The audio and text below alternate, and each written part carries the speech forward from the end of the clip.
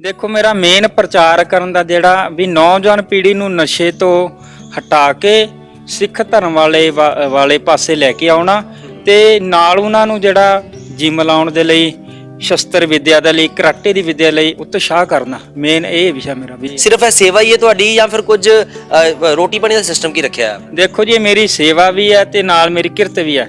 ਦੇਖੋ ਮੈਂ ਪਹਿਲਾਂ ਸ਼ਸਤਰਾਂ ਦੀ ਜਾਣਕਾਰੀ ਸੰਗਤਾਂ ਨੂੰ ਦਿੰਦਾ ਏ, ਸੰਗਤਾਂ ਨੂੰ ਜਿਹੜੀ ਜਾਣਕਾਰੀ ਦਿੰਦਾ ਏ ਵੀ ਇਹ ਸਾਡੇ ਜਿਵੇਂ ਸਰਬਲੋਹ ਦੇ ਬਰਤਨ ਨੇ ਵੀ ਪਹਿਲਾਂ ਪੁਰਾਤਨ ਸਿੰਘ ਲੋਹੇ 'ਚ ਬਣਾਉਂਦੇ ਸੀ, ਲੋਹੇ 'ਚ ਖਾਂਦੇ ਸੀ ਤੇ ਲੋਹੇ ਵਰਗੇ ਬਣ ਕੇ ਰਹਿੰਦੇ ਸੀ। ਜਿਹੜੇ ਲੋਹੇ ਦੇ ਸਾਰੇ ਬਰਤਨ ਸਰਬਲੋਹ ਦੇ ਸਾਰੇ ਬਰਤਨ ਨੇ ਵੀ ਇਹਨਾਂ ਨੂੰ ਸੰਗਤਾਂ ਨੂੰ ਜਾਗਰੂਕ ਕਰਦਾ ਏ ਕਿ ਅੱਜ ਦੇਖੋ ਹਰੇਕ ਘਰ ਦੇ ਅੰਦਰ ਬਿਮਾਰੀ ਹੈ। ਬਿਮਾਰੀ ਹੋਣ ਦਾ ਕੀ ਕਾਰਨ ਆ ਕਿ ਅਸੀਂ ਲੋਹਾ ਛੱਡਤਾ। ਪਹਿਲਾਂ ਪੁਰਾਤਨ ਸਿੰਘ ਲੋਹੇ 'ਚ ਬਣਾਉਂਦੇ ਸੀ, ਲੋਹੇ 'ਚ ਖਾਂਦੇ ਸੀ ਤੇ ਲੋਹੇ ਵਰਗੇ ਬਣ ਕੇ ਰਹਿੰਦੇ ਸੀ ਤੇ ਅੱਜ ਕਿਉਂ ਨਹੀਂ ਉਦਾਂ ਦੇ? ਜਿਸ ਤਰ੍ਹਾਂ ਅੱਜ ਕੱਲ੍ਹ ਸਾਡੀਆਂ ਭੈਣਾਂ ਤੇ ਖਾਸ ਕਰਕੇ ਹਮਲੇ ਹੋ ਰਹੇ ਨੇ, ਉਹਨਾਂ ਦੀ ਇੱਜ਼ਤ ਨੂੰ ਹੱਥ ਪਾਇਆ ਜਾ ਰਿਹਾ। ਕਾਰਨ ਕੀ ਹੈ ਕਿ ਸਾਡੇ ਕੋਲ ਨਾ ਤੇ ਕਰਾਟੇ ਦੀ ਵਿੱਦਿਆ ਨਾ ਹੀ ਸ਼ਸਤਰ ਦੀ ਵਿੱਦਿਆ। ਉਹਨਾਂ ਨੂੰ ਇਹ ਸ਼ਸਤਰ ਦਰਸ਼ਨ ਦੀਦਾਰੇ ਕਰਵਾਈਦੇ ਨੇ, ਨਾਲ ਉਹਨਾਂ ਨੂੰ ਇੱਕ ਬੇਨਤੀ ਜ਼ਰੂਰ ਕਰੀਦੀ ਕਿ ਆਪਣੀ ਇੱਜ਼ਤ ਦੀ ਰਾਖੀ ਦੇ ਲਈ ਕਰਾਟੇ ਅਤੇ ਸ਼ਸਤਰ ਵਿੱਦਿਆ ਜਿਹੜੀ ਜ਼ਰੂਰ ਸਿੱਖੋ। ਧੰਨ ਧੰਨ ਗੁਰੂ ਗੋਬਿੰਦ ਸਿੰਘ ਮਹਾਰਾਜ ਜੀ ਦਾ ਜਿਹੜਾ ਕਮਾਨ ਸੀ ਉਹ 9 ਟੰਕੀ ਸੀ ਜੀ। ਇੱਕ ਟੰਕ 25 ਕਿਲੋ ਦਾ ਹੁੰਦਾ। 9 ਟੰਕੀ ਕਮਾਨ ਨੂੰ ਉਹ ਮਨੁੱਖ ਖਿੱਚ ਸਕਦਾ ਹੈ ਜੋ ਇੱਕ ਹੱਥ ਦੇ ਨਾਲ 496 ਪੌਂਡ ਭਾਵ 2 ਕੁਆਂਟਲ 25 ਕਿਲੋ ਵਜਨ ਆਸਾਨੀ ਦੇ ਨਾਲ ਇੱਕ ਹੱਥ ਦੇ ਨਾਲ ਚੁੱਕ ਸਕਦਾ ਹੋਵੇ। ਕਹਿਣ ਦਾ ਭਾਵ ਸੰਗਤ ਜੀ ਪ੍ਰੈਕਟੀਕਲੀ ਜਾਣਕਾਰੀ ਮੈਂ ਦੇਣ ਦੀ ਕੋਸ਼ਿਸ਼ ਕਰਾਂ ਕਿ ਜਿਸ ਤਰ੍ਹਾਂ 2 ਕੁਆਂਟਲ 25 ਕਿਲੋ ਵਜਨ ਚੁੱਕਣ ਨੂੰ ਜ਼ੋਰ ਲੱਗਦਾ ਹੈ, ਉਸ ਤਰ੍ਹਾਂ ਜਿਹੜਾ ਕਲਗੀਧਰ ਪਾਤਸ਼ਾਹ ਜੀ ਦੀ ਜਿਹੜੀ ਕਮਾਨ ਸੀ ਉਹਨੂੰ ਇਸ ਤਰ੍ਹਾਂ ਇਦਾਂ ਖਿੱਚਣ ਨੂੰ ਜ਼ੋਰ ਲੱਗਦਾ ਸੀ ਤੇ ਜਦੋਂ ਕਮਾਨ ਦੇ ਵਿੱਚੋਂ ਤੀਰ ਨਿਕਲਦਾ ਸੀ ਕਈ ਦੁਸ਼ਮਣਾਂ ਦੇ ਸੀਨੇ ਪਾੜ ਕੇ ਨਿਕਲਦਾ ਸੀ। ਤੀਰ ਕਮਾਨ ਦੀ ਵਰਤੋਂ ਇਸ ਕਰਕੇ ਕੀਤੀ ਜਾਂਦੀ ਸੀ ਕਿਉਂਕਿ ਉਸ ਸਮੇਂ ਜਾਂ ਤਾਂ ਗੁਰੂ ਦੇ ਸਿੰਘ ਪੈਦਲ ਚਿੱਠੀਆਂ ਲੈ ਕੇ ਜਾਂਦੇ ਸੀ ਜਾਂ ਘੋੜਿਆਂ ਦੇ ਉੱਪਰ, ਜਾਂ ਕਲਗੀਧਰ ਪਾਤਸ਼ਾਹ ਜੀ ਖੁਦ ਜਿਹੜੀ ਚਿੱਠੀ ਉਰੇ ਬੰਨ੍ਹ ਕੇ ਉਰੇ ਮੂਹਰੇ ਸਜਾ ਕੇ ਉਹ ਆਪਣੇ ਸਾਕ ਸੰਬੰਧੀਆਂ ਤੱਕ ਤੇ ਦੁਸ਼ਮਣਾਂ ਤੱਕ ਉਹਨਾਂ ਨੇ ਚਿੱਠੀਆਂ ਇਹ ਤੀਰਾਂ ਦੇ ਰਾਹੀਂ ਪਹੁੰਚਾਈਆਂ ਨੇ। ਤੇ ਸੰਗਤ ਜੀ ਦਰਸ਼ਨ ਦੀਦਾਰੇ ਕਰੋ। ਸੈਫ ਅਤੇ ਸਰੋਹੀ ਇਹ ਦੋਵੇਂ ਸ਼ਸਤਰ, ਸੈਫ ਅਤੇ ਸਰੋਹੀ ਸ਼ਸਤਰ ਨੇ ਜਿਹੜੇ ਕਿ ਜਦੋਂ ਦੁਸ਼ਮਣ ਸਾਡੇ ਨੇੜੇ ਆ ਜਾਵੇ ਉਦੋਂ ਇਹ ਸ਼ਸਤਰਾਂ ਦਾ ਵਾਰ ਜਿਹੜਾ ਦੁਸ਼ਮਣ ਦੇ ਉੱਪਰ ਕੀਤਾ ਜਾਂਦਾ। ਤੇ ਸੰਗਤ ਜੀ ਨੌਜਵਾਨ ਵੀਰਾਂ ਨੂੰ ਇਹੀ ਮੈਂ ਬੇਨਤੀ ਕਰਨੀ ਚਾਹੁੰਦਾ ਹੈ ਕਿ ਦੇਖੋ ਵੀਰੋ, ਸਾਡੇ ਪੰਜਾਬ ਦੀ ਧਰਤੀ ਤੇ ਸਾਡੇ ਗੁਰੂ ਸਾਹਿਬਾਨ ਦੀ ਧਰਤੀ ਹੈ ਜੋ ਪੰਜਾਬ ਦੀ ਧਰਤੀ, ਇਹ ਤੇ ਬਹੁਤ ਜਿਹੜੇ ਸਾਡੇ ਕੰਮ ਨੇ ਜਿਹੜੇ ਕਰਨੇ ਵਾਲੇ ਨੇ। ਅਸੀਂ ਕੋਈ ਵੀ ਕੰਮ ਜਿਹੜਾ ਬਾਹਰ ਦਾ ਅੱਗੇ ਕਰਨਾ ਚਾਹੁੰਦੇ ਇੱਥੇ ਵੀ ਕਰ ਸਕਦੇ ਆ। ਕੋਸ਼ਿਸ਼ ਕਰੀਏ ਜ਼ਰੂਰ। ਦੋਸਤੋ, ਹਰ ਪਿੰਡ, ਹਰ ਸ਼ਹਿਰ, ਹਰ ਛੋਟੇ ਅਤੇ ਵੱਡੇ ਕਸਬੇ ਦੇ ਵਿੱਚ ਸਿੱਖੀ ਦਾ ਪ੍ਰਚਾਰ ਕਰਦਾ ਇੱਕ ਗੁਰੂ ਦਾ ਸਿੱਖ ਜਿਹਦੇ ਤੱਕ ਅਸੀਂ ਪਹੁੰਚ ਕੀਤੀ ਹੈ, ਡੇਲੀ ਪੋਸਟ ਪੰਜਾਬੀ ਨੇ ਪਹੁੰਚ ਕੀਤੀ ਹੈ। ਤਾਂ ਗੁਰੂ ਦਾ ਸਿੱਖ ਤੁਸੀਂ ਦੇਖ ਸਕਦੇ ਜੇ ਕਿ ਕਿਸ ਤਰੀਕੇ ਦੇ ਨਾਲ ਅਸਤਰ ਅਤੇ ਸ਼ਸਤਰ ਪੂਰੇ ਤਰੀਕੇ ਦੇ ਨਾਲ ਲੈ ਕੇ ਤਾਂ ਵੱਖ-ਵੱਖ ਜਗ੍ਹਾ ਦੇ ਉੱਤੇ ਪ੍ਰਚਾਰ ਕਰਦਾ ਨਜ਼ਰ ਆ ਰਿਹਾ। ਤਾਂ ਗੱਲਬਾਤ ਅਸੀਂ ਕਰਕੇ ਦੇਖਦੇ ਹਾਂ ਉਸ ਗੁਰੂ ਦੇ ਸਿੱਖ ਦੇ ਨਾਲ। ਤਾਂ ਕੋਸ਼ਿਸ਼ ਜ਼ਰੂਰ ਕਰਾਂਗੇ ਕਿ ਆਖਿਰ ਕੀ ਉਪਦੇਸ਼ ਕੀ ਹੈ, ਕਾਹਦੇ ਵਾਸਤੇ ਇਹ ਇੰਨੇ ਬੜੇ ਸ਼ਸਤਰ ਆਪਣੇ ਨਾਲ ਰੱਖ ਕੇ ਤਾਂ ਹਰ ਸ਼ਹਿਰ, ਹਰ ਕਸਬੇ, ਹਰ ਪਿੰਡ ਦੇ ਵਿੱਚ ਪ੍ਰਚਾਰ ਕੀਤਾ ਜਾ ਰਿਹਾ। ਕਿਸ ਤਰੀਕੇ ਦੇ ਨਾਲ ਰਣਨੀਤੀਆਂ ਤੈਅ ਕੀਤੀਆਂ ਕਿ ਕਿਸ ਤਰੀਕੇ ਦੇ ਨਾਲ ਅਸੀਂ ਪੰਜਾਬ ਦੇ ਵਿੱਚ ਜਾਣਾ ਹੈ, ਕਿ ਪੰਜਾਬ ਤੋਂ ਬਾਹਰ ਕਿਹੜੀ ਜਗ੍ਹਾ ਦੇ ਉੱਤੇ ਜਾਣਾ, ਕਿਹੜੀ ਜਗ੍ਹਾ ਦੇ ਉੱਤੇ ਅਸੀਂ ਹੋ ਕੇ ਆ ਗਏ ਹਾਂ। ਇਹ ਸਾਰੀ ਗੱਲਬਾਤ ਗੁਰੂ ਦੇ ਸਿੱਖ ਦੇ ਨਾਲ ਅੱਜ ਅਸੀਂ ਗੱਲਬਾਤ ਕਰਾਂਗੇ ਸਿੱਧੀ। ਤਾਂ ਅੱਜ ਤੁਹਾਨੂੰ ਸ਼ਸਤਰ ਵੀ ਦਿਖਾਵਾਂਗੇ ਕਿ ਕਿਹੜੇ ਸ਼ਸਤਰ ਹਰ ਵਕਤ ਨਾਲ ਮੌਜੂਦ ਰਹਿੰਦੇ ਨੇ। ਇਸ ਗੁਰੂ ਦੇ ਸਿੰਘ ਦੇ ਨਾਲ ਗੱਲਬਾਤ ਕਰਕੇ ਤਾਂ ਨਾਲ ਦੇ ਨਾਲ ਤਸਵੀਰ ਦਿਖਾ ਕੇ ਤਾਂ ਸਮਾਂ ਜ਼ਰੂਰ ਲੱਗਾ। ਇਸ ਬਾਈਕ ਦੇ ਵਿੱਚੋਂ ਜਿਹੜੇ ਬਾਕਸ ਬਣਾਏ ਹੋਏ ਨੇ, ਇਹ ਸ਼ਸਤਰ ਜਿਹੜੇ ਬਾਬਾ ਜੀ ਨੇ ਆਪਣੇ ਕੋਲ ਰੱਖੇ ਹੋਏ ਨੇ, ਇਹ ਸਾਰੇ ਸ਼ਸਤਰ ਖੁਦ ਯੂਜ਼ ਕਰਦੇ ਨੇ ਤਾਂ ਖੁਦ ਇੱਕ ਪ੍ਰਚਾਰ ਵੀ ਕਰਦੇ ਨਜ਼ਰ ਆ ਰਹੇ ਨੇ ਕਿ ਸਿੱਖੀ ਦਾ ਪ੍ਰਚਾਰ ਕਿਸ ਤਰ੍ਹਾਂ ਕੀਤਾ ਜਾ ਰਿਹਾ। ਤਾਂ ਇਹ ਕੱਲੇ ਸ਼ਸਤਰ ਦੀ ਅਸੀਂ ਨੌਲੇਜ ਵੀ ਲੈਣ ਦੀ ਕੋਸ਼ਿਸ਼ ਕਰਦੇ ਹਾਂ ਬਾਬਾ ਜੀ ਕੋਲ। ਬਾਬਾ ਜੀ, ਕਿੰਨੇ ਸ਼ਸਤਰ ਨੇ ਇਸ ਵੇਲੇ ਜਿਹੜੇ ਕਿ ਤੁਸੀਂ ਆਪਣੇ ਨਾਲ ਹਮੇਸ਼ਾ ਰੱਖਦੇ ਜੇ ਤੇ ਕਾਰਨ ਕੀ ਹੈ, ਉਪਦੇਸ਼ ਕੀ ਹੈ, ਦੱਸਣਾ ਕੀ ਚਾਹੁੰਦੇ? ਵਾਹਿਗੁਰੂ ਜੀ ਕਾ ਖਾਲਸਾ, ਵਾਹਿਗੁਰੂ ਜੀ ਕੀ ਫਤਿਹ। ਸੰਗਤ ਜੀ, ਇਹ ਡੇਲੀ ਪੋਸਟ ਵਾਲੇ ਵੀਰਾਂ ਦਾ ਬਹੁਤ ਬਹੁਤ ਧੰਨਵਾਦ ਜਿਹੜੇ ਕਿ ਜਿਹੜਾ ਸ਼ਸਤਰਾਂ ਦੇ ਪ੍ਰਚਾਰ ਨੂੰ ਮੁੱਖ ਰੱਖਦੇ ਹੋਏ ਜਿਹੜਾ ਇੰਟਰਵਿਊ ਲੈਣ ਦੇ ਲਈ ਵੀਰ ਆਏ ਆ। ਤੇ ਮੈਂ ਕੱਲੇ ਸ਼ਸਤਰ ਦੀ ਜਾਣਕਾਰੀ ਦੇਣ ਦੀ ਕੋਸ਼ਿਸ਼ ਕਰਾਂਗਾ ਆਪ ਜੀ ਨੂੰ। ਸਭ ਤੋਂ ਪਹਿਲਾਂ ਤੀਰ ਕਮਾਨ ਜੀ। ਪਹਿਲਾਂ ਮੈਂ ਇੱਕ ਸਵਾਲ ਪੁੱਛਣਾ ਚਾਹਾਂਗਾ, ਪ੍ਰਚਾਰ ਕਰਨ ਦਾ ਉਪਦੇਸ਼ ਕੀ ਹੈ ਤੁਹਾਡਾ? ਦੇਖੋ ਮੇਰਾ ਮੇਨ ਪ੍ਰਚਾਰ ਕਰਨ ਦਾ ਜਿਹੜਾ ਵੀ ਨੌਜਵਾਨ ਪੀੜ੍ਹੀ ਨੂੰ ਨਸ਼ੇ ਤੋਂ ਹਟਾ ਕੇ ਸਿੱਖ ਧਰਮ ਵਾਲੇ ਪਾਸੇ ਲੈ ਕੇ ਆਉਣਾ ਤੇ ਨਾਲ ਉਹਨਾਂ ਨੂੰ ਜਿਹੜਾ ਜਿਮ ਲਾਉਣ ਦੇ ਲਈ ਸ਼ਸਤਰ ਵਿਦਿਆ ਦੇ ਲਈ, ਕਰਾਟੇ ਦੀ ਵਿਦਿਆ ਲਈ ਉਤਸ਼ਾਹ ਕਰਨਾ, ਮੇਨ ਇਹ ਵਿਸ਼ਾ ਮੇਰਾ ਵੀ। ਕਿਹੜੀ ਜਗ੍ਹਾ ਤੇ ਤੁਸੀਂ ਰਹਿੰਦੇ ਹੋ ਤਾਂ ਮਹੀਨੇ ਦੇ ਵਿੱਚ ਘਰ ਕਿੰਨੀ ਦੇਰ ਰਹਿੰਦੇ ਜੀ ਤੇ ਪ੍ਰਚਾਰ ਕਰਨ ਵਾਸਤੇ ਕਿੰਨੀ ਦੇਰ ਬਾਹਰ ਰਹਿੰਦੇ ਜੀ? ਦੇਖੋ ਜੀ, ਮੈਂ ਲਗਭਗ ਅਲੱਗ-ਅਲੱਗ ਸ਼ਹਿਰਾਂ 'ਚ ਵਿਚਰਨ ਦਾ ਮੈਨੂੰ ਮੌਕਾ ਮਿਲਦਾ। ਜਿਸ ਤਰ੍ਹਾਂ ਹੁਣ ਮੈਨੂੰ ਲਗਭਗ 15 ਦਿਨ ਹੋ ਗਏ ਸ਼੍ਰੀ ਛਾਟਾ ਸਾਹਿਬ ਦੀ ਧਰਤੀ ਤੇ ਜਿਹੜਾ ਪ੍ਰਚਾਰ ਦੀ ਸੇਵਾ ਕਰਨ ਦਾ ਮੌਕਾ ਮਿਲਿਆ, ਖਾਸ ਕਰਕੇ ਸ਼ਸਤਰਾਂ ਦਾ।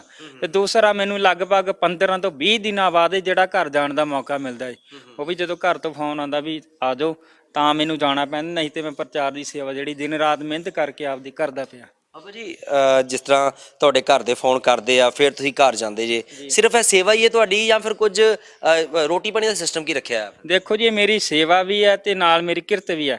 ਦੇਖੋ, ਮੈਂ ਪਹਿਲਾਂ ਸ਼ਸਤਰਾਂ ਦੀ ਜਾਣਕਾਰੀ ਸੰਗਤਾਂ ਨੂੰ ਦਿੰਦਾ ਏ, ਸੰਗਤਾਂ ਨੂੰ ਜਿਹੜੀ ਜਾਣਕਾਰੀ ਦਿੰਦਾ ਹੈ ਵੀ ਇਹ ਸਾਡੇ ਜਿਵੇਂ ਸਰਬਲੋਹ ਦੇ ਬਰਤਨ ਨੇ, ਵੀ ਪਹਿਲਾਂ ਪੁਰਾਤਨ ਸਿੰਘ ਲੋਹੇ 'ਚ ਬਣਾਉਂਦੇ ਸੀ, ਲੋਹੇ 'ਚ ਖਾਂਦੇ ਸੀ ਤੇ ਲੋਹੇ ਵਰਗੇ ਬਣ ਕੇ ਰਹਿੰਦੇ ਸੀ। ਇਹ ਜਿਹੜੇ ਲੋਹੇ ਦੇ ਸਾਰੇ ਬਰਤਨ ਸਰਬਲੋਹ ਦੇ ਸਾਰੇ ਬਰਤਨ ਨੇ। ਵੀ ਇਹਨਾਂ ਨੂੰ ਸੰਗਤਾਂ ਨੂੰ ਜਾਗਰੂਕ ਕਰਦਾ ਹੈ ਕਿ ਅੱਜ ਦੇਖੋ ਹਰੇਕ ਘਰ ਦੇ ਅੰਦਰ ਬਿਮਾਰੀ ਹੈ।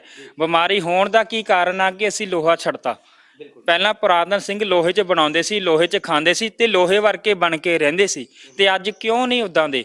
ਫਿਰ ਉਸ ਤੋਂ ਬਾਅਦ ਸ਼ਸਤਰਾਂ ਦੀ ਜਾਣਕਾਰੀ ਦਿੱਤੀ ਜਾਂਦੀ ਸੰਗਤਾਂ ਨੂੰ ਕਿ ਇਹ ਸੰਗਤ ਜੀ, ਇਹ ਸਾਡੇ ਸ਼ਸਤਰ ਨੇ। ਜਿਸ ਤਰ੍ਹਾਂ ਅੱਜ ਕੱਲ੍ਹ ਸਾਡੀਆਂ ਭੈਣਾਂ ਤੇ ਖਾਸ ਕਰਕੇ ਹਮਲੇ ਹੋ ਰਹੇ ਨੇ, ਉਹਨਾਂ ਦੀ ਇੱਜ਼ਤ ਨੂੰ ਹੱਥ ਪਾਇਆ ਜਾ ਰਿਹਾ। ਕਾਰਨ ਕੀ ਹੈ ਕਿ ਸਾਡੇ ਕੋਲ ਨਾ ਤੇ ਕਰਾਟੇ ਦੀ ਵਿੱਦਿਆ, ਨਾ ਹੀ ਸ਼ਸਤਰ ਦੀ ਵਿੱਦਿਆ। ਉਹਨਾਂ ਨੂੰ ਇਹ ਸ਼ਸਤਰ ਦਰਸ਼ਨ ਦੀਦਾਰੇ ਕਰਵਾਈਦੇ ਨੇ। ਨਾਲ ਉਹਨਾਂ ਨੂੰ ਇੱਕ ਬੇਨਤੀ ਜ਼ਰੂਰ ਕਰੀਦੀ ਕਿ ਆਪਣੀ ਇੱਜ਼ਤ ਦੀ ਰਾਖੀ ਦੇ ਲਈ ਕਰਾਟੇ ਅਤੇ ਸ਼ਸਤਰ ਵਿੱਦਿਆ ਜਿਹੜੀ ਜ਼ਰੂਰ ਸਿੱਖੋ। ਕਿਸੇ ਦੇ ਉੱਤੇ ਨਿਰਭਰ ਨਾ ਰਹੋ। ਹਾਂਜੀ, ਕਿਸੇ ਦੇ ਉੱਪਰ ਨਿਰਭਰ ਨਾ ਹੋਵੋ, ਕਿਉਂਕਿ ਜਦੋਂ ਆਪਾਂ ਕਿਸੇ ਹੋਰ ਨੂੰ ਕਹਿੰਦੇ ਵੀ ਸਾਡੀ ਮਦਦ ਕਰੇਗਾ ਕਿ ਉਦੋਂ ਤੱਕ ਸਾਡੀ ਇੱਜ਼ਤ ਨੂੰ ਜਿਹੜਾ ਹੱਥ ਪਾਇਆ ਜਾ ਰਿਹਾ ਹੈ। ਬਿਲਕੁਲ ਬਿਲਕੁਲ।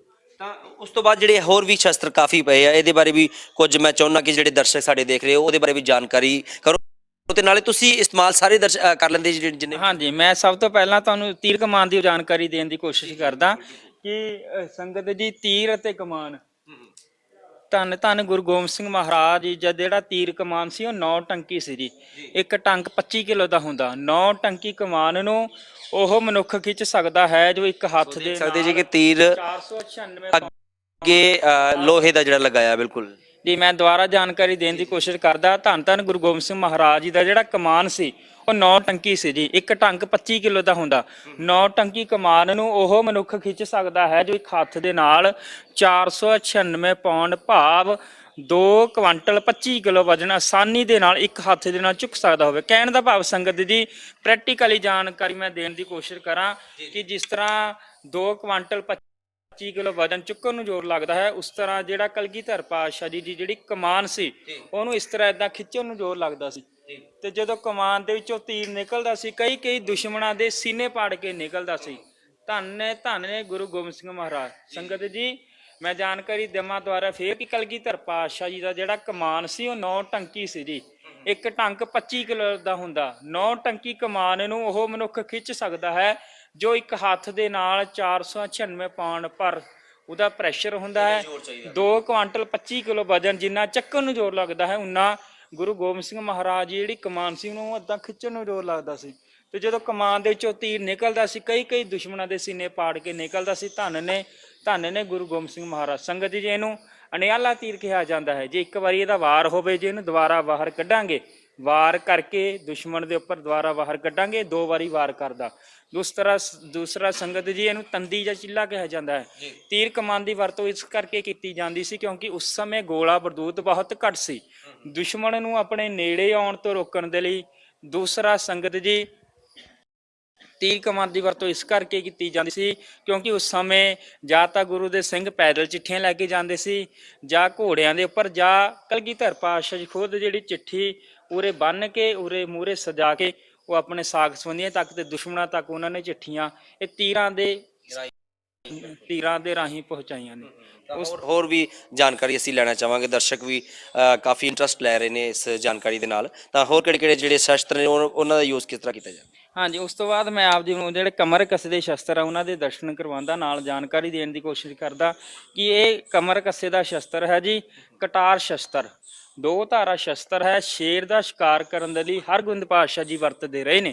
ਤੇ ਦੂਸਰਾ ਸੰਗਤ ਜੀ, ਹੱਥੋਂ ਪਾਈ ਲੜਾਈ ਦੇ ਵਿੱਚ ਵਰਤਿਆ ਜਾਣ ਵਾਲਾ ਸ਼ਸਤਰ ਹੈ। ਤੀਸਰਾ, ਦੁਸ਼ਮਣ ਦੇ ਜਿਹੜੀ ਆਹ ਸੰਜੋਗ ਪਾਈ ਹੁੰਦੀ ਹੈ ਇਹਨੂੰ ਤੋੜਨ ਦੇ ਕੰਮ ਆਉਂਦਾ। ਮੈਂ ਪ੍ਰੈਕਟੀਕਲੀ ਜਾਣਕਾਰੀ ਦਿੰਦਾ, ਜੇ ਆਪਾਂ ਇਹਨੂੰ ਇਦਾਂ ਮਾਰੀਏ ਇਹ ਵਾਰ ਘੱਟ ਕਰਦਾ, ਪਰ ਜੇ ਇਦਾਂ ਲਿਆ ਕੇ ਮਾਰਾਂਗੇ ਇਹ ਗਰਦਨ ਦੇ ਆਰ ਪਾਰ ਨਿਕਲ ਜਾਏਗਾ। ਇਹ ਸੰਜੋਗ ਨੂੰ ਤੋੜ ਕੇ ਗਰਦਨ ਦੇ ਆਰ ਪਾਰ ਨਿਕਲ ਜਾਏਗਾ।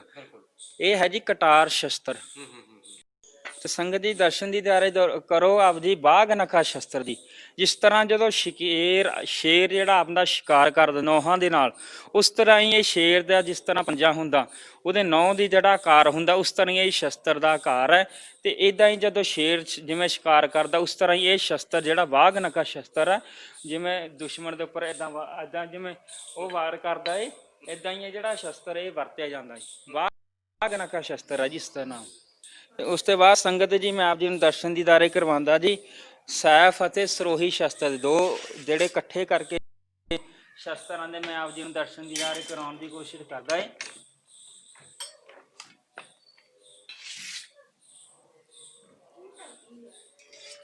ਤੇ ਸੰਗਤ ਜੀ ਦਰਸ਼ਨ ਦੀਦਾਰੇ ਕਰੋ। ਸੈਫ ਅਤੇ ਸਰੋਹੀ ਇਹ ਦੋਵੇਂ ਸ਼ਸਤਰ ਸੈਫ ਅਤੇ ਸਰੋਹੀ ਸ਼ਸਤਰ ਨੇ, ਜਿਹੜੇ ਕਿ ਜਦੋਂ ਦੁਸ਼ਮਣ ਸਾਡੇ ਨੇੜੇ ਆ ਜਾਵੇ ਉਦੋਂ ਇਹ ਸ਼ਸਤਰਾਂ ਦਾ ਵਾਰ ਜਿਹੜਾ ਦੁਸ਼ਮਣ ਦੇ ਉੱਪਰ ਕੀਤਾ ਜਾਂਦਾ।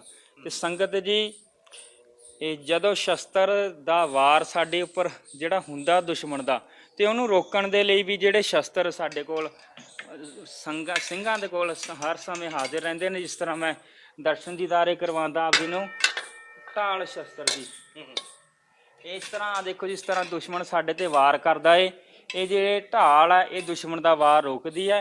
ਤੇ ਜਿਹੜੀ ਕਿਰਪਾਨ ਹੈ ਸੈਫ ਅਤੇ ਸਰੋਹੀ ਹੈ ਜਾਂ ਤੇਗਾ ਸ਼ਸਤਰ ਹੈ, ਇਹ ਦੁਸ਼ਮਣ ਦੇ ਉੱਪਰ ਵਾਰ ਕਰਦੀ ਹੈ ਤੇ ਉਸਦਾ ਵਾਰ ਰੋਕਦੀ ਹੈ। ਕਿਰਪਾਨ ਅਤੇ ਢਾਲ ਵੀ ਹੈ, ਤੇ ਇਹਨੂੰ ਸੈਫ ਅਤੇ ਸਰੋਹੀ ਵੀ ਕਿਹਾ ਜਾਂਦਾ, ਇਹਨੂੰ ਕਿਰਪਾਨ ਅਤੇ ਢਾਲ ਵੀ ਕਿਹਾ ਜਾਂਦਾ ਹੈ।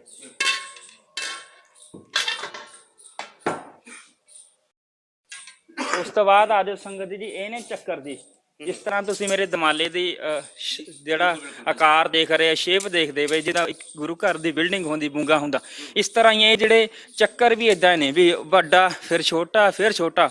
ਇਸ ਤਰ੍ਹਾਂ ਹੀ ਇਹਦੇ ਲਗਭਗ 10 ਚੱਕਰ ਨੇ, ਟੋਟਲ ਮਿਲਾ ਕੇ 10 ਚੱਕਰ ਨੇ ਮੇਰੇ ਕੋਲ, ਜਿਹੜੇ ਕਿ ਦਮਾਲੇ ਦੇ ਉੱਪਰ ਸਜਾਏ ਜਾਂਦੇ ਹਨ। ਕਿਉਂਕਿ ਤਖਤ ਸ੍ਰੀ ਹਰਿਮੰਦਰ ਸਾਹਿਬ ਦੀ ਧਰਤੀ ਤੇ, ਤਖਤ ਸ੍ਰੀ ਅੰਮ੍ਰਿਤਸਰ ਸਾਹਿਬ ਤੇ ਜਿਹੜਾ ਉਹ ਬਾਬਾ ਦੀਪ ਸਿੰਘ ਜੀ ਦੇ ਚੱਕਰਾਂ ਬਾਰੇ ਜ਼ਿਕਰ ਆਉਂਦਾ ਕਿ 20 ਚੱਕਰ ਬਾਬਾ ਦੀਪ ਸਿੰਘ ਜੀ ਦਮਾਲੇ ਦੇ ਉੱਪਰ ਸਜਾਉਂਦੇ ਸੀ। ਤੇ ਜਦੋਂ ਸਜਾਉਂਦੇ ਸੀ ਤੇ ਸੰਗਤ ਜੀ ਜਦੋਂ ਕੋਈ ਪ੍ਰੈਕਟੀਕਲੀ ਪੱਗ ਵਾਲਾ ਵੀਰ ਦੱਸਦਾ ਕਿ ਉਹ ਪੱਗ ਬੱਚੇ ਜਦੋਂ ਦੇਖਦੇ ਵੀ ਪੱਗ ਦੇ ਉੱਪਰ ਕਿੱਦਾਂ ਸਜਣਗੇ, ਪਰ ਮੇਰੀ ਕੋਸ਼ਿਸ਼ ਹੁੰਦੀ ਕਿ ਹਰੇਕ ਜਿਹੜੀ ਆ ਸਿੰਘਾਂ ਦੀ ਜੋ ਪੁਰਾਤਨ ਸਾਡੀ ਵਿਰਾਸਤ ਹੈ ਸ਼ਸਤਰਾਂ ਦੀ ਆ, ਜਾਂ ਸਾਡਾ ਰਹਿਣਾ ਬਹਿਣਾ ਸੀ, ਕਿਸ ਤਰ੍ਹਾਂ ਉਹ ਦਮਾਲਾ ਸਜਾਉਂਦੇ ਸੀ, ਉਹ ਸਾਰਾ ਹੀ ਪ੍ਰੈਕਟੀਕਲੀ ਦਿਖਾਉਣ ਦੀ ਮੈਂ ਕੋਸ਼ਿਸ਼ ਕਰਦਾ। ਜਿਸ ਤਰ੍ਹਾਂ ਆਪ ਜੀ ਦਮਾਲੇ ਦੇ ਦਰਸ਼ਨ ਦੀਦਾਰੇ ਕਰ ਰਹੇ ਹੋ, ਪਹਿਲਾਂ ਵੱਡਾ ਚੱਕਰ ਫਿਰ ਛੋਟਾ ਫਿਰ ਛੋਟਾ, ਇਦਾਂ ਹੀ ਜਿਹੜੇ 20 ਚੱਕਰ ਬਾਬਾ ਦੀਪ ਸਿੰਘ ਜੀ ਵੀ ਜਿਹੜਾ ਦਮਾਲੇ ਦੇ ਉੱਪਰ ਸਜਾਇਆ ਕਰਦੇ ਸਨ, ਇਹ ਚੱਕਰ ਨੇ ਜੀ। ਇਹਨਾਂ ਨੂੰ ਅਸਤਰ ਵੀ ਕਿਹਾ ਜਾਂਦਾ ਹੈ। ਇਹ ਸਾਡੇ ਵੱਡੇ ਹਾਂਜੀ, ਇਹਨਾਂ ਦੇ ਨਾਲ ਵਾਰ ਜਿਹੜਾ ਸਾਡੇ ਇਤਿਹਾਸ ਦੇ ਵਿੱਚ ਆਉਂਦਾ ਕਿ ਅੰਮ੍ਰਿਤਸਰ ਸਾਹਿਬ ਦੀ ਧਰਤੀ ਤੇ ਸਾਡੇ ਵੱਡੇ ਵਡੇਰਿਆਂ ਨੇ, ਨਿਹੰਗ ਸਿੰਘਾਂ ਨੇ ਖਾਸ ਕਰਕੇ ਜਿਹੜੇ ਚੱਕਰ ਉਂਗਲੀ ਦੇ ਵਿੱਚ ਪਾ ਕੇ ਦੁਸ਼ਮਣ ਜਿਹੜਾ ਹਾਥੀ ਤੇ ਬੈਠਾ ਸੀ ਉਹਦੀਆਂ ਗਰਦਨਾਂ ਵੀ ਇਹਨਾਂ ਚੱਕਰਾਂ ਦੇ ਨਾਲ ਲਾਈਆਂ ਨੇ ਜੀ। ਇਤਿਹਾਸ ਦੱਸਦਾ ਸਾਨੂੰ।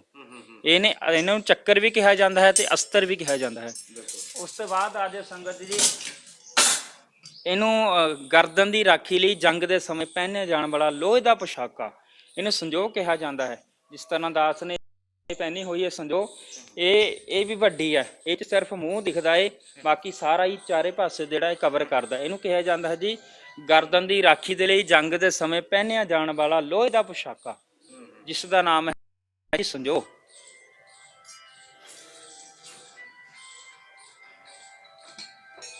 ਬਿਲਕੁਲ ਦੇਖ ਸਕਦੇ ਜੀ ਕਿ ਕਿਸ ਤਰੀਕੇ ਦੇ ਨੇ ਸ਼ਸਤਰ ਨੇ ਜਿਹੜੇ, ਇਹ ਸ਼ਸਤਰ ਕਿਤੇ ਨਾ ਕਿਤੇ ਕੁਝ ਬਿਆਨ ਕਰਦੇ ਪਏ ਨੇ ਕਿ ਕਿਸ ਤਰੀਕੇ ਦੇ ਨਾਲ ਜ਼ਰੂਰਤ ਹੋਣੀ ਚਾਹੀਦੀ ਹੈ। ਅੱਜ ਹਰ ਇੱਕ ਨੂੰ ਜ਼ਰੂਰਤ ਹੈ ਕਿ ਉਹਦੇ ਕੋਲ ਵਿਦਿਆ ਹੋਵੇ, ਕਰਾਟੇ ਦੀ ਵਿਦਿਆ ਹੋਵੇ ਜਾਂ ਸ਼ਸਤਰ ਚਲਾਉਣ ਦੀ ਵਿਦਿਆ ਹੋਵੇ। ਤਾਂ ਬਾਬਾ ਜੀ ਇਹ ਕਿਸ ਕੰਮ ਆਉਂਦੀ ਹੈ, ਕਿਸ ਤਰੀਕੇ ਦੇ ਨਾਲ ਇਹਨਾਂ ਨੂੰ? ਦੇਖੋ ਜੀ, ਇਹ ਸਾਡੇ ਪੁਰਾਤਨ ਨਿਸ਼ਾਨ ਸਾਹਿਬ ਨੇ।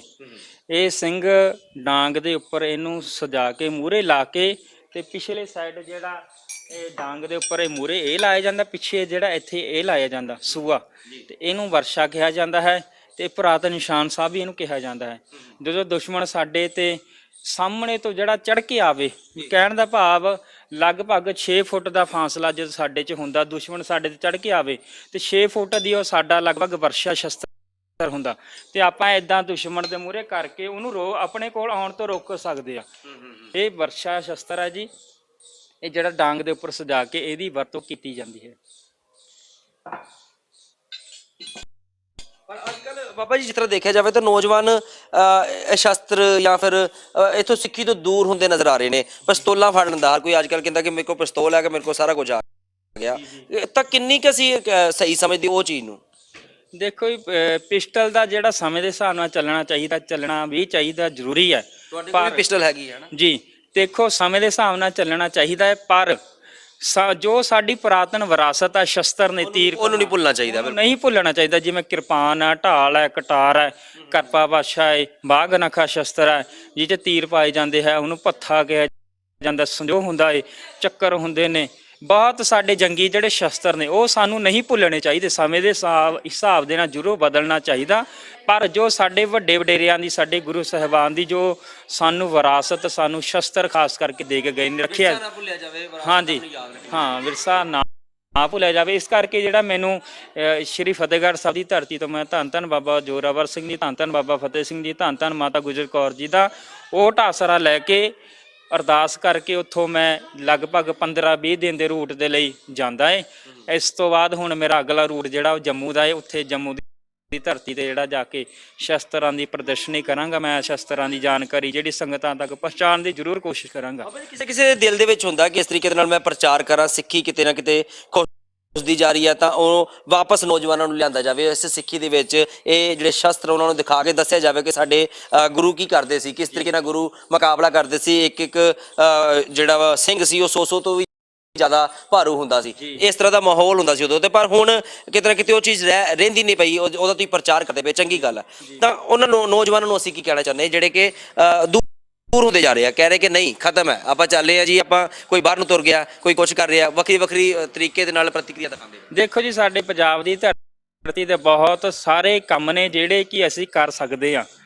ਕਈ ਬਾਹਰ ਜਾਣ ਦੇ ਚੱਕਰ 'ਚ ਕੇਸ ਕਤਲ ਕਰਵਾਉਂਦੇ ਨੇ, ਜਾਂ ਕਈ ਗਲਤ ਕੰਮ ਕਰਦੇ ਨੇ, ਉਹ ਨਹੀਂ ਦੱਸ ਸਕਦੇ ਆਪਾਂ ਮੀਡੀਆ ਰਾਹੀਂ। ਤੇ ਪਰ ਨੌਜਵਾਨ ਵੀਰਾਂ ਨੂੰ ਇਹੀ ਮੈਂ ਬੇਨਤੀ ਕਰਨੀ ਚਾਹੁੰਦਾ ਹੈ ਕਿ ਦੇਖੋ ਵੀਰੋ, ਸਾਡੇ ਪੰਜਾਬ ਦੀ ਧਰਤੀ ਤੇ ਸਾਡੇ ਗੁਰੂ ਸਾਹਿਬਾਨ ਦੀ ਧਰਤੀ ਹੈ, ਜੋ ਪੰਜਾਬ ਦੀ ਧਰਤੀ, ਇਹ ਤੇ ਬਹੁਤ ਜਿਹੜੇ ਸਾਡੇ ਕੰਮ ਨੇ, ਜਿਹੜੇ ਕਰਨੇ ਵਾਲੇ ਨੇ। ਅਸੀਂ ਕੋਈ ਵੀ ਕੰਮ ਜਿਹੜਾ ਬਾਹਰ ਦਾ ਅੱਗੇ ਕਰਨਾ ਚਾਹੁੰਦੇ, ਇੱਥੇ ਵੀ ਕਰ ਸਕਦੇ ਆ। ਕੋਸ਼ਿਸ਼ ਕਰੀਏ ਜ਼ਰੂਰ ਕਿ ਇੱਥੇ ਪੰਜਾਬ ਦੀ ਧਰਤੀ ਤੇ ਰਹਿ ਕੇ ਆਪਦਾ ਲੋਕਾਂ ਨੂੰ ਮਜਬੂਰ ਕਰੀਏ ਇੱਥੇ ਪੰਜਾਬ 'ਚ ਆ ਕੇ ਤੁਹਾਡੇ ਵਾਸਤੇ ਕੰਮ। ਹੁਣ ਦੇਖੋ, ਯੂਪੀ ਤੋਂ ਸਾਡੇ ਵੀਰ ਆਉਂਦੇ ਨੇ, ਉਹ ਆ ਕੇ ਇੱਥੇ ਆ ਕੇ ਉਹਨਾਂ ਨੇ ਆਪਦੀਆਂ ਕੋਠੀਆਂ ਕਾਰਾਂ ਬਣਾ ਲਈਆਂ ਜੀ। ਪੰਜਾਬ ਵਾਲਿਆਂ ਨਾਲੋਂ ਵੱਧ ਜਿਹੜਾ ਤਰੱਕੀ ਕਰ ਰਹੇ ਨੇ, ਤੇ ਅਸੀਂ ਫਿਰ ਉੱਥੇ ਜਾ ਕੇ ਤਰੱਕੀ ਵੀ ਨਹੀਂ ਕਰ ਸਕਦੇ। ਤੇ ਇੱਥੇ ਕਿਉਂ ਅਸੀਂ ਆਪਦੀ ਪੰਜਾਬ ਦੀ ਧਰਤੀ, ਗੁਰੂ ਸਾਹਿਬਾਨਾਂ ਦੀ ਜਿਹੜੀ ਧਰਤੀ, ਉਹਨੂੰ ਛੱਡ ਕੇ ਜਾਈਏ? ਇੱਥੇ ਵੀ ਅਸੀਂ ਤਰੱਕੀ ਕਰ ਸਕਦੇ ਜੇ ਤੇ ਕਿ ਭਈਏ ਸਾਡੀ ਪੰਜਾਬ ਦੀ ਧਰਤੀ ਤੇ ਆ ਕੇ ਆਪਦੀਆਂ ਕੋਠੀਆਂ ਕਾਰਾਂ ਬਣਾ ਸਕਦੇ, ਤੇ ਅਸੀਂ ਪੰਜਾਬੀ ਹੋ ਕੇ ਆਪਣੇ ਪੰਜਾਬ ਦੀ ਧਰਤੀ ਤੇ ਰਹਿ ਕੇ ਕਿਉਂ ਨਹੀਂ ਬਣਾ ਸਕਦੇ? ਬਿਲਕੁਲ ਬਿਲਕੁਲ। ਬਾਬਾ ਜੀ, ਹੋਰ ਕੋਈ ਜਾਣਕਾਰੀ ਸਾਂਝੀ ਕਰਨਾ ਚਾਹੁੰਦੇ ਜੇ ਸ਼ਸਤਰਾਂ ਦੇ ਨਾਲ, ਜਾਂ ਫਿਰ ਕੋਈ ਹੋਰ ਕੋਈ ਜਾਣਕਾਰੀ ਐਸੀ ਸਾਂਝੀ ਜਿਹੜੀ ਅਸੀਂ ਆਪਣੇ ਦਰਸ਼ਕਾਂ ਤੱਕ ਪਹੁੰਚਾਉਣਾ ਚਾਹੁੰਦੇ ਹਾਂ? ਦੇਖੋ ਜੀ, ਮੈਂ ਇੱਕ ਤਾਂ ਬੇਨਤੀ ਸਭ ਤੋਂ ਪਹਿਲਾਂ ਜਿਹੜੀ ਜ਼ਰੂਰੀ ਸਮਝਦਾ ਕਿ ਅੱਜ ਕੱਲ੍ਹ ਦੇਖੋ ਸਾਡੀਆਂ ਭੈਣਾਂ ਤੇ ਬੜੇ ਹਮਲੇ ਹੋ ਰਹੇ, ਇੱਜ਼ਤ ਨੂੰ ਉਹਨਾਂ ਦੀ ਹੱਥ ਪਾਇਆ ਜਾਂਦਾ। ਮੈਂ ਉਹਨਾਂ ਭੈਣਾਂ ਨੂੰ ਬੇਨਤੀ ਹੱਥ ਜੋੜ ਕੇ ਕਰਦਾ ਕਿ ਭੈਣਾਂ, ਜਦੋਂ ਵੀ ਘਰ ਤੋਂ ਬਾਹਰ ਨਿਕਲੋ, ਘੱਟ ਤੋਂ ਘੱਟ ਜਿਹੜੀ ਸਾਡੀ ਡਰੈਸ ਹੈ ਉਹ ਪ੍ਰੋਪਰ ਹੋਣੀ ਚਾਹੀਦੀ ਹੈ। ਸਾਡੇ ਅਸ਼ਲੀਲ ਵਾਲੇ ਕੱਪੜੇ ਨਹੀਂ ਹੋਣੇ ਚਾਹੀਦੇ, ਤਾਂ ਜੋ ਜਿਹੜਾ ਸਾਹਮਣੇ ਵਾਲਾ ਦੇਖ ਕੇ ਸਾਡੇ ਵੱਲ ਮਾੜੀ ਨਿਗਾਹ ਨਾਲ ਸਾਨੂੰ ਦੇਖੇ ਜਾਂ ਸਾਡੀ ਇੱਜ਼ਤ ਨੂੰ ਹੱਥ ਪਾਏ। ਜੇ ਤੁਸੀਂ ਇਦਾਂ ਦੇ ਕੱਪੜੇ ਪਾਉਂਦੇ ਆ, ਤੁਹਾਨੂੰ ਚੰਗੇ ਲੱਗਦੇ, ਪਰ ਤੁਹਾਡੀ ਇੱਜ਼ਤ ਨੂੰ ਹੱਥ ਵੀ ਪੈ ਰਿਹਾ। ਇਸ ਕਰਕੇ ਮੈਂ ਚਾਹੁੰਦਾ ਕਿ ਤੁਸੀਂ ਭੈਣੋ ਆਪਣੀ ਇੱਜ਼ਤ ਦੀ ਰਾਖੀ ਦੇ ਲਈ ਕਰਾਟੇ ਅਤੇ ਸ਼ਸਤਰ ਵਿੱਦਿਆ ਜ਼ਰੂਰ ਸਿੱਖੋ। ਅੱਜ ਸੋਸ਼ਲ ਮੀਡੀਆ ਤੇ ਦੇਖੀਦਾ, ਹਰੇਕ ਭੈਣ ਤੇ ਕਹਿ ਸਕਦਾ ਲਗਭਗ ਕਈ ਭੈਣਾਂ ਤੇ ਬੜੇ ਅਤਿਆਚਾਰ ਹੋ ਰਹੇ। 5-5 ਸਾਲ 7 ਮੁੰਡੇ ਉਹਨਾਂ ਨੂੰ ਬੰਨ੍ਹ ਕੇ ਕੁੱਟਿਆ ਜਾ ਰਿਹਾ ਭੈਣਾਂ ਨੂੰ, ਕਿਸੇ ਨੂੰ ਕਿਤੇ, ਕਿਸੇ ਨੂੰ ਕਿਤੇ। ਇਹ ਬੜੀ ਸ਼ਰਮਨਾਕ ਜਿਹੜੀ ਘਟਨਾ ਏ। ਇਸ ਕਰਕੇ ਮੈਂ ਬੇਨਤੀ ਕਰਦਾ ਕਿ ਭੈਣੋ ਆਪਣੀ ਇੱਜ਼ਤ ਦੀ ਰਾਖੀ ਦੇ ਲਈ ਕਰਾਟੇ ਅਤੇ ਸ਼ਸਤਰ ਵਿੱਦਿਆ ਜ਼ਰੂਰ ਸਿੱਖੋ। ਵੀਰਾਂ ਨੂੰ ਬੇਨਤੀ ਕਰਦਾ ਕਿ ਨਸ਼ੇ ਛੱਡੋ, ਕੇਸ ਰੱਖੋ, ਅੰਮ੍ਰਿਤ ਛਕੋ, ਸਿੰਘ ਸਜੋ, ਦਮਾਲੇ ਸਜਾਓ, ਤਿਆਰ ਬਰ ਤਿਆਰ ਹੋ ਕੇ ਆਪਣੇ ਧਰਮ ਦਾ ਪ੍ਰਚਾਰ ਅਤੇ ਧਰਮ ਦੇ ਵਿੱਚ ਸਿੱਖੀ ਕਮਾਉਣ ਦੀ ਜਿਹੜੀ ਦਾਤ ਗੁਰੂ ਸਾਹਿਬ ਜੀ ਦੇ ਚਰਨਾਂ ਤੋਂ ਜ਼ਰੂਰ ਮੰਗੋ। ਦੂਸਰਾ, ਮੈਂ ਇੱਕ ਬੇਨਤੀ ਹੋਰ ਸੀ ਮੇਰੀ ਕਿ ਅੱਜ ਕੱਲ੍ਹ ਦੇਖੀਦਾ ਸਾਡੇ ਵੀਰ ਬੜੇ ਨਸ਼ੇ ਕਰਦੇ, ਉਹ ਵੀਰਾਂ ਨੂੰ ਬੇਨਤੀ ਕਰਦਾ ਕਿ ਪ੍ਰੈਕਟੀਕਲ ਇੱਕ ਕਰਕੇ ਵੇਖਿਓ। ਮੈਂ ਆਪਣੀ ਜ਼ਿੰਦਗੀ ਦੇ ਅੰਦਰ, ਮੇਰੀ 26-27 ਸਾਲ ਦੀ ਲਗਭਗ ਉਮਰ ਹੋ ਚੁੱਕੀ, ਮੈਂ ਆਪਣੀ ਜ਼ਿੰਦਗੀ ਦੇ ਅੰਦਰ ਕਈ ਇਦਾਂ ਦੇ ਪਰਿਵਾਰ ਦੇਖੇ ਨੇ ਜਿਨ੍ਹਾਂ ਦੇ ਘਰੇ ਨਸ਼ਾ ਸੀ, ਨਸ਼ੇ ਕਰਕੇ ਘਰਾਂ ਦੇ ਘਰ ਜਿਹੜੇ ਬਰਬਾਦ ਹੋ ਚੁੱਕੇ ਨੇ ਜੀ। ਜੇ ਤੁਸੀਂ ਨਸ਼ਾ ਕਰਨਾ ਨਹੀਂ ਚਾਹੁੰਦੇ ਤੇ ਨਸ਼ਾ ਕਰੋ ਜਿਮ ਲਾਉਣ ਦਾ, ਕਬੱਡੀ ਖੇਲਣ ਦਾ, ਕ੍ਰਿਕਟ ਦਾ, ਵਾਲੀਬਾਲ ਖੇਡਣ ਦਾ। ਸਾਡੇ ਸਿੱਖ ਧਰਮ ਦੀਆਂ ਜਿਵੇਂ ਕੁਸ਼ਤੀਆਂ ਹੁੰਦੀਆਂ, ਸਾਡੇ ਸਿੱਖ ਧਰਮ ਦੇ ਅੰਦਰ ਗੱਤਕਾ ਹੁੰਦਾ ਏ, ਸ਼ਸਤਰ ਵਿਦਿਆ ਹੁੰਦੀ ਆ, ਘੋੜਸਵਾਰ ਹੁੰਦੀ ਆ, ਜਿਹਦੇ ਨਾਲ ਕਿ ਸਾਡਾ ਸਰੀਰ ਜਿਹੜਾ ਪ੍ਰਫੁੱਲਤ ਰਹਿੰਦਾ, ਤੰਦਰੁਸਤ ਰਹਿੰਦਾ। ਹਾਂ, ਇਹ ਨਸ਼ਾ ਤੁਸੀਂ ਇੱਕ ਵਾਰੀ ਪ੍ਰੈਕਟੀਕਲੀ ਜਿਮ ਲਾਉਣ ਦਾ ਕਰਕੇ ਵੇਖੋ। ਮੈਂ ਖੁਦ ਕਰਕੇ ਦੇਖਿਆ ਤੇ ਇਹ ਨਸ਼ਾ ਨਹੀਂ ਛੁੱਟਦਾ ਜਿਹੜਾ ਬੰਦਾ ਜਿਮ ਲਾਉਣ ਲੱਗ ਜਾਂਦਾ। ਬਹੁਤ ਬਹੁਤ ਧੰਨਵਾਦ ਬਾਬਾ ਜੀ, ਤੁਹਾਡੇ ਨਾਲ ਗੱਲਬਾਤ ਕਰਕੇ ਬਹੁਤ ਹੀ ਚੰਗਾ ਲੱਗਾ, ਦਿਲ ਨੂੰ ਤਸੱਲੀ ਮਿਲੀ ਕਿ ਅੱਜ ਦੇ ਮਾਹੌਲ ਦੇ ਵਿੱਚ ਵੀ ਦੇਖ ਸਕਦੇ ਜੇ ਕਿ ਕਿਸ ਤਰੀਕੇ ਦੇ ਨਾਲ ਪ੍ਰਚਾਰ ਜਿਹੜਾ ਉਹ ਕੀਤਾ ਜਾ ਰਿਹਾ, ਵੱਖ-ਵੱਖ ਤਰੀਕੇ ਦੇ ਨਾਲ ਬਾਬਾ ਜੀ ਨਿਕਲਦੇ ਨੇ। ਕੋਈ ਐਸਾ ਪਿੰਡ ਨਹੀਂ ਆ ਪੰਜਾਬ ਦੇ ਵਿੱਚ, ਸ਼ਾਇਦ ਹੀ ਕੋਈ ਪਿੰਡ ਹੋਏ ਜਿੱਥੇ ਤੁਸੀਂ ਨਹੀਂ ਪਹੁੰਚੇ ਹੋਵੋਗੇ। ਤਾਂ ਹੁਣ ਪੰਜਾਬ ਤੋਂ ਬਾਹਰ ਜਾਣਾ ਜਿਹੜਾ ਉਹਦੀ ਸ਼ੁਰੂਆਤ ਬਾਬਾ ਜੀ ਕਰਨ ਜਾ ਰਹੇ ਨੇ, ਤਾਂ ਉੱਥੇ ਵੀ ਲਗਾਤਾਰ ਸਿੱਖੀ ਦਾ ਪ੍ਰਚਾਰ ਹੋਏਗਾ। ਤਾਂ ਸਿੱਖੀ ਦਾ ਪ੍ਰਚਾਰ ਇਸ ਤਰੀਕੇ ਨਾਲ ਕੀਤਾ ਜਾ ਰਿਹਾ ਕਿ ਜਿਹੜੇ ਸਾਰੇ ਸ਼ਸਤਰ ਤੁਸੀਂ ਦੇਖ ਰਹੇ ਜੇ, ਇਹ ਸਾਰੇ ਸ਼ਸਤਰ ਬਾਬਾ ਜੀ ਖੁਦ ਯੂਜ਼ ਕਰਦੇ ਨੇ। ਤਾਂ ਖੁਦ ਦੱਸਦੇ ਨੇ ਜਿਹੜੇ ਨੌਜਵਾਨ ਨੇ, ਜਿਹੜੇ ਕਿਤੇ ਨਾ ਕਿਤੇ ਖੁੱਸਦੇ ਜਾ ਰਹੇ ਨੇ, ਇਸ ਚੀਜ਼ ਨੂੰ ਭੁੱਲਦੇ ਜਾ ਰਹੇ ਨੇ, ਜਿਹੜੇ ਵਿਰਸਾ ਖਤਮ ਕਰਦੇ ਜਾ ਰਹੇ ਨੇ, ਉਹਨਾਂ ਨੂੰ ਸਮਝਾਉਣ ਦੀ ਪੂਰੀ ਜੱਦੋਜਹਿਦ ਕੀਤੀ ਜਾ ਰਹੀ ਹੈ ਇਸ ਗੁਰੂ ਦੇ ਸਿੰਘ ਵੱਲੋਂ। ਤੇ ਨਾਲ ਨਾਲ ਭੈਣਾਂ ਨੂੰ ਵੀ ਕਿਹਾ ਜਾ ਰਿਹਾ ਕਿ ਤੁਸੀਂ ਵੀ ਕੁਝ ਸ਼ਸਤਰ ਚਲਾਣੇ ਸਿੱਖੋ ਜਾਂ ਫਿਰ ਕਰਾਟੇ ਸਿੱਖੋ, ਜਾਂ ਤਾਂ ਜੋ ਤੁਸੀਂ ਆਪਣੀ ਰੱਖਿਆ ਖੁਦ ਕਰ ਸਕੋ, ਤੁਹਾਨੂੰ ਲਾਚਾਰ ਹੋ ਕੇ ਕਿਸੇ ਵੱਲ ਦੇਖਣਾ ਨਾ ਪਵੇ, ਤੁਹਾਨੂੰ ਲਾਚਾਰ ਹੋ ਕੇ ਇਹ ਇੰਤਜ਼ਾਰ ਨਾ ਕਰਨਾ ਪਵੇ ਕਿ ਕੋਈ ਸਾਡੀ ਜਾਨ ਬਚਾਉਣ ਵਾਸਤੇ ਆਏਗਾ। ਇੱਕ ਵੱਡਾ ਉਪਰਾਲਾ ਜਿਹੜਾ ਵਾ ਉਹ ਇਸ ਸਿੰਘ ਨੇ ਕੀਤਾ। ਤਾਂ ਤੁਸੀਂ ਹੁਣ ਕਮੈਂਟ ਕਰਕੇ ਜ਼ਰੂਰ ਦੱਸਣਾ ਕਿ ਵਾਕਿਆ ਹੀ ਤੁਸੀਂ ਇਸ ਨੀਤੀ ਦੇ ਨਾਲ ਜੁੜਨਾ ਚਾਹੋਗੇ, ਇਸ ਜਿਹੜੀ ਪਹਿਲ ਕੀਤੀ ਗਈ ਹੈ ਇਹਦੇ ਨਾਲ ਜੁੜਨਾ ਚਾਹੋਗੇ। ਤਾਂ ਕਮੈਂਟ ਜ਼ਰੂਰ ਕਰਨਾ, ਕਮੈਂਟ ਬਾਕਸ ਦੇ ਵਿੱਚ ਇੰਤਜ਼ਾਰ ਰਹੇਗਾ ਸਾਨੂੰ ਵੀ, ਦਰਸ਼ਕਾਂ ਨੂੰ ਵੀ, ਤੇ ਨਾਲ ਬਾਬਾ ਜੀ ਨੂੰ ਵੀ। ਜੀ ਜੀ, ਮੈਂ ਕਵਿਤਾ ਮਾਂ ਦੀਆਂ ਸਾਂਝੀ ਕਰਦਾ ਮਾਂ।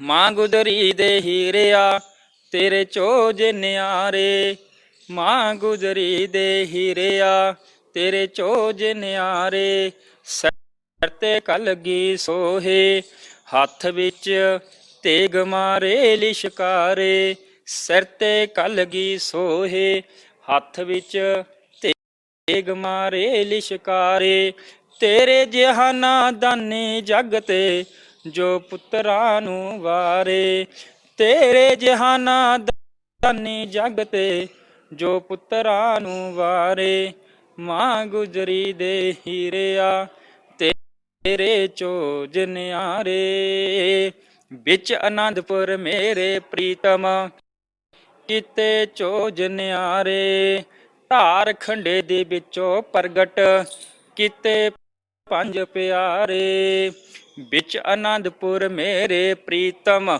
ਕੀਤੇ ਚੋਜ ਨਿਆਰੇ, ਧਾਰ ਖੰਡੇ ਦੇ ਵਿੱਚੋਂ ਪ੍ਰਗਟ ਕੀਤੇ ਪੰਜ ਪਿਆਰੇ, ਅੰਮ੍ਰਿਤ ਦੀ ਘੁੱਟ ਪੀ ਕੇ ਚਿੜੀਆਂ ਵੇਖੋ ਬਾਜ ਵੰਗਾਰੇ, ਅੰਮ੍ਰਿਤ ਦੀ ਘੁੱਟ ਪੀ ਕੇ ਚਿੜੀਆਂ ਵੇਖੋ ਬਾਜ ਵੰਗਾਰੇ, ਮਾਂ ਗੁਜਰੀ ਦੇ ਹੀਰਿਆ ਤੇਰੇ ਚੋਜ ਨਿਆਰੇ, ਮਾਂ ਗੁਜਰੀ ਦੇ ਹੀਰਿਆ ਤੇਰੇ ਚੋਜ ਨਿਆਰੇ। ਕੀ ਬਾਤ ਹੈ, ਕੀ ਬਾਤ ਹੈ, ਬਹੁਤ ਹੀ ਚੰਗਾ ਲੱਗਾ, ਦਿਲ ਨੂੰ ਤਸੱਲੀ ਮਿਲੀ ਆ ਬਾਬਾ ਜੀ ਦੀਆਂ ਗੱਲਾਂ ਸੁਣਨ ਤੋਂ ਬਾਅਦ।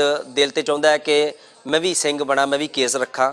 ਤਾਂ ਹਰ ਇੱਕ ਪੰਜਾਬੀ ਵਾਸਤੇ, ਹਰ ਇੱਕ ਨੌਜਵਾਨ ਵਾਸਤੇ ਇੱਕ ਸਿੱਖਿਆ ਲੈ ਕੇ ਆਏ ਨੇ ਬਾਬਾ ਜੀ। ਤਾਂ ਵੱਡੀ ਗੱਲ ਹੈ ਕਿ ਕਿਸ ਤਰੀਕੇ ਨਾਲ ਪ੍ਰਚਾਰ ਕਰਦੇ ਪਏ, ਆਪਣਾ ਘਰ ਛੱਡ ਕੇ ਵੱਖ-ਵੱਖ ਪਿੰਡਾਂ ਦੇ ਵਿੱਚ ਜਾ ਕੇ, ਵੱਖ-ਵੱਖ ਕਸਬਿਆਂ ਦੇ ਵਿੱਚ ਜਾ ਕੇ, ਤਾਂ ਹੁਣ ਪੰਜਾਬ ਤੋਂ ਬਾਹਰ ਜਾ ਕੇ ਵੀ ਪ੍ਰਚਾਰ ਦੀ ਸ਼ੁਰੂਆਤ ਕਰਨ ਜਾ ਰਹੇ ਨੇ। ਕੈਮਰਾ ਮੈਨ ਦਲੀਪ ਦੇ ਨਾਲ ਸੁਖਚੈਨ ਸਿੰਘ, ਡੇਲੀ ਪੋਸਟ ਪੰਜਾਬੀ, ਅੰਮ੍ਰਿਤਸਰ।